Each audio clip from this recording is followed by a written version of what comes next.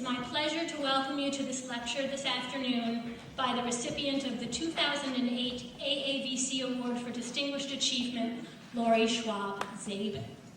So, what are all you biology and political science and psychology people doing here?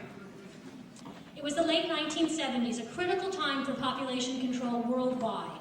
The environmental movement had spawned concerns about a growing population crisis throughout the globe, and in this country, teenage pregnancy rates were nearing all-time highs. Laurie Zabin, using her research as well as her clinical background, created a groundbreaking program that linked clinics to high schools to provide health care for young women at risk. The program became a national model and brought Laurie Zabin, former English literature scholar, to national attention as an expert on teenage pregnancy. In 1997, Dr. Zabin got a call from a friend in Seattle about a potential funding source for an organization that would focus on international population and reproductive health. Bill and Melinda Gates, with just a little money to spend, but a lot of skepticism about the academic approach, agreed to meet with Laurie Zabin and her colleagues at Johns Hopkins, and they came away impressed. In 1998, Dr. Zabin became the founding director of the Bill and Melinda Gates Institute for Population Control, with a mission to help developing countries create their own reproductive health policies and programs. It's my privilege to introduce to you a scholar, catalyst, conscience, activist, and educator, the recipient of the 2008 AAVC Award for Distinguished Achievement, Laurie Schwab-Zabin.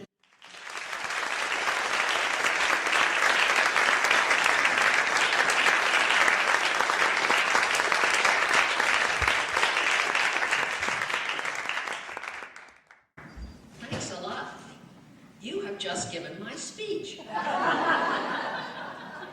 I'm delighted to be here. I feel totally humbled by being here, and I'm looking forward after this to a lot of discussion.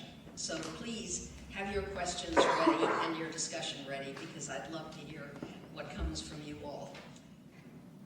Just about the time that I should have been thinking about retiring, I got the phone call from Seattle that Meg mentioned. There's a man here named Gates, they said, and he'd like to see you.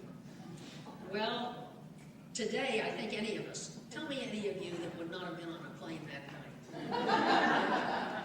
Then I waited a few months and said, oh, I'll be in California, I can come up for lunch if you like, and I did.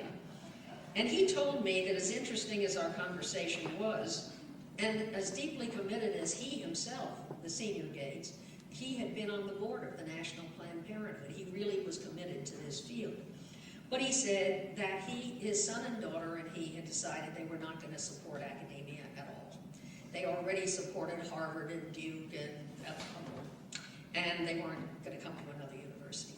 So I thought that was too bad, but I waited a little while and then said, you know, a school of public health isn't like the universities you see. It doesn't have yachts on. Stanford had just had that story. Any of you remember that? That the alumni had financed a yacht with the contributions to the college. Well, we said, we're not like that. Come and see us and meet the students and meet the faculty and so on. And he came. And when I took him back to his car to leave, he had stayed with me, he just kept saying, these students blow my mind. They just blow my mind. I remind our faculty all the time that he didn't say these faculty blow my mind. He said, these students blow my mind. You're the power. Okay? And anyway, he gave us, within a few weeks, a few million to start a program in leadership, and for a 5-year program. And 1 year later, they called and said, look, we love your program. You have bigger ideas. What are they? And that's when we started the Institute. And it is not population control. That's a naughty word these days. It is the Bill and Melinda Gates Institute for Population and Reproductive Health, and it's based in the school, and of course I stayed on as its founding